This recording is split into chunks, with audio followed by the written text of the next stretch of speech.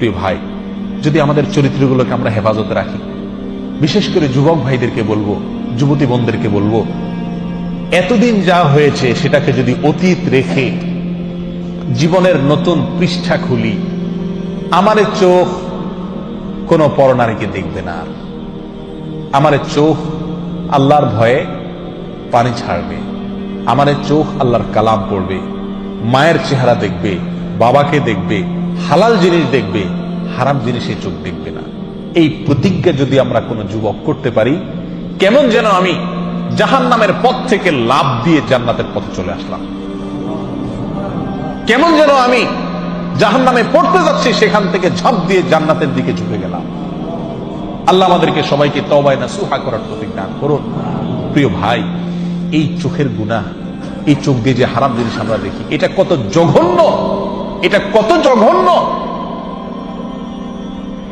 এই অপরাধ, এর রেশ, এর প্রভাব, এর অ্যাকশন, এটা বহু সময় পর্যন্ত থাকে, অনেক সময় বছরকে বছর থাকে, চাইলেও এটার অ্যাকশন থেকে মানুষ বাঁচতে পারে না। আপনি একটি অন্যায় কাজ করছেন, একজনরা একটা গালি দিছেন, এটার আর রেশ থাকে না, বরং পরক্ষণে মনে উঠলে খারাপ লাগে যে লোকটাকে গালি দিলাম, ঠিক না বেঠিক? আপনি একজনের প্রতি অবিচার করছেন, সাময়িক অবিচার করছেন, অন্যায় করছেন, শেষ হয়ে গেছে, শেষ। কিন্তু আপনি চোখ দিয়ে একটা হারাম জিনিস দেখছেন, সেটা মোবাইলে হোক, টেলিভিশনের পর্দায় হোক, সিনেমার পর্দায় হোক, কাগজে প্রিন্ট করা হোক, অথবা রাস্তাঘাটে হোক, এই হারাম জিনিসটা দেখে আসার পরে আপনি নামাজে দাঁড়াইছেন, ওযু করে সিজদায় গেছেন, আল্লাহর সবচেয়ে কাছাকাছি চলে গেছেন সিজদায়, ঠিক না বেঠিক? বান্দা সবচেয়ে আল্লাহর কাছে যায় কখন? যখন সিজদায় থাকে, তখন আপনি সিজদায় গেলেন। প্রিয় ভাই আমার, আপনার চোখের সামনে তখন ভাসে উঠে ওই মহিলা যাকে আপনি দেখে আসছিলেন, ঠিক না বেঠিক? এমনও হয় মাসকে মাস চলে গেছে, বছরকে বছর চলে গেছে, কিন্তু সেই গুনাহের স্মৃতি মাথায় ভেসে ওঠে।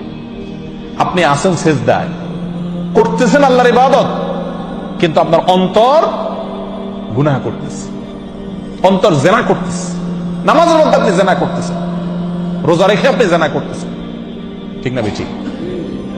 এত জঘন্য গুনাহ এই চোখের গুনাহ। প্রিয় ভাই, এগুলো হলো বর্ডার। একটা দেশের যেরকম কি থাকে, বর্ডার থাকে না? বর্ডার যদি বেদখল হয়ে যায়, তাহলে রাজধানীও কি হয়ে যায়? বেদখল হয়ে যায়, ঠিক না বেঠিক?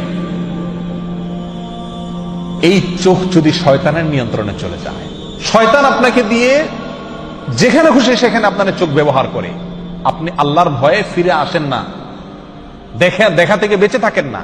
শয়তান আপনাকে বলে এই ইউটিউবের এই লিঙ্কে টিপ দে, এই যে এই মহিলা দেখ, এই যে এই ভিডিও দেখ, ফেসবুকের এটাতে টিপ দে, এই যে এটাতে টিপ দে, এই যে মহিলা গেল দেখ। শয়তান যেদিকে আমাকে টানে, আমার চোখ সেদিকে চলে যায়। যদি এরকম হয়, যদি আমি এরকম কন্ট্রোলের বাহিরে হয়ে যাই, তাহলে কেমন যেন আমার শরীরের বর্ডার, এই চোখ, মুখ, কান, এগুলো আমার শরীরের কি রে ভাই? বর্ডার। বর্ডারের বিভিন্ন পয়েন্ট থাকে না, ঢুকার জন্য, বাইর হওয়ার জন্য? এই কান, নাক, মুখ, চোখ, এগুলো হলো আমাদের শরীরের কি রে ভাই? বর্ডার। এই বর্ডারগুলো যদি শয়তানের নিয়ন্ত্রণে থাকে, এগুলোকে যদি শয়তান তার যেখানে খুশি সেখানে আমাকে দিয়ে ব্যবহার করায়, তাহলে আমার শরীরের যে রাজধানী, অর্থাৎ কলব, আমার যে অন্তর, সেটা কার দখলে যাবে? শয়তানের দখলে যাবে। সারাদিন যেটা দেখবো নামাজে সেটাই মনে আসবে, অন্তরে সেটাই আসবে। প্রিয় ভাই, এই চোখের গুনাহকে আমরা গুনাহ মনে করি। এর একটা অন্যতম কারণ হলো, এই গুনাহটা করা খুব সহজ। চুরি, কি বলেন, এটা চাইলেও তো করা যায় নাকি? সবাই করতে পারে চুরি, ডাকাতি, খুন খারাপি, মদ খাওয়া, মানুষের সাথে অবিচার করা, অন্যের হক মারা, এগুলো চাইলেও তো মানুষ কি করতে পারে না। আবার অনেক অন্যায় আছে যেগুলো সামাজিক চাপের কারণে মানুষ করতে পারে না। কিন্তু এই চোখ দিয়ে যে হারাম জিনিস দেখা, এটা আজকে এমন সহজ হয়ে গেছে যে কি নামাজি, কি বেনামাজি, কি দাড়িয়ালা, কি বেদাড়িয়ালা, কি ভালো মানুষ, কি মন্দ মানুষ, মোবাইল হাতে আছে, ইন্টারনেটের কানেকশন আছে, যা খুশি তা দেখতে পারে। রিমোট হাতে আছে, যা খুশি তা দেখতে পারে। ঠিক না ঠিক? শয়তান তখন আমাদেরকে প্ররোচিত করে, আমাদেরকে বিপদগামী করে, আমাদের দিয়ে হারাম কাজ করায়। আর করতে করতে করতে করতে একসময় বেহায়া হয়ে যায়, নির্লজ্জ হয়ে যায়। এরপর এটা নেশায় রূপ নিয়ে যায়। তখন বাঁচতে চাইলেও বাঁচাটা কি হয়ে যায়? কঠিন হয়ে যায়। আল্লাহ সুবহানাহু ওয়া তাআলা আমাদেরকে আমাদের চরিত্রগুলোকে ফুলের মতো পবিত্র করার তৌফিক দান করুন। এতদিন আমরা যা করেছি, আসুন আসুন প্রিয় ভাইরা, জাহান্নামের পথ থেকে লাভ দিয়ে জান্নাতের পথে চলে আসি। করবো তো ইনশাআল্লাহ। যে সমস্ত ভাইরা তওবা করবেন, তাদের পূর্বের গুনাহ আল্লাহ তাআলা মাফ করে দিবেন। অতীতে আমরা যা করেছি সেটার জন্য আজ তওবা করি। আমার এই চোখ দিয়ে আমি হারাম জিনিস দেখব না। প্রিয় ভাই, দেখার যে জ্বালা, দেখার যে স্বাদ, এই চোখ দিয়ে আমি হারাম জিনিস দেখলাম, হারাম মহিলা দেখলাম, হারাম মেয়েদের দিকে তাকালাম, সেটা মোবাইলে হোক, টেলিভিশন হোক, কাগজে হোক, বাইরে হোক, সরাসরি হোক, আর যেভাবেই হোক, এই দেখার ফলে একটা নগদ মজা পাই আমরা, তাই না?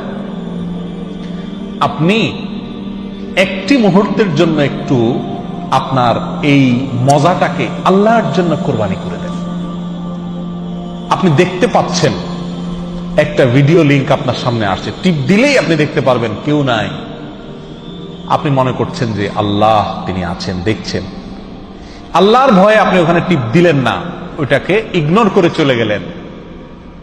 সঙ্গে সঙ্গে আপনি ইনশাআল্লাহ অন্তরের ভেতরে ঈমানী স্বাদ অনুভব করবেন।